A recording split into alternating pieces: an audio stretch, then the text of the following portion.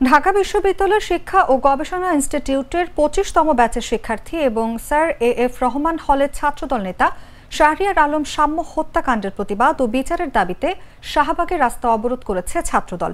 বৃহস্পতিবারও এই কর্মসূচি পালন করছেন তারা। এর আগে বুধবার ছাত্রদলের দফতর সম্পাদক জাহাঙ্গীর আলম স্বাক্ষরিত এক বার্তায় জানানো হয় যে সাম্য হত্যার বিচারের দাবিতে কর্মসূচি পালন করা হবে।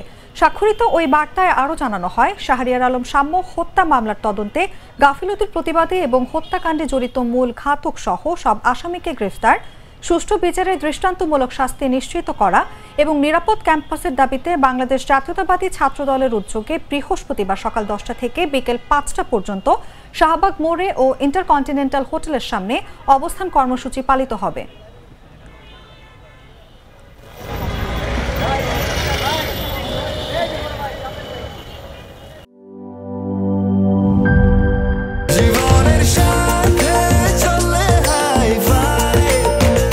স্বাস্থ্যকর অল টাইম ফ্যামিলি কেক, সব সময় অল টাইম হেলদি লাইফ।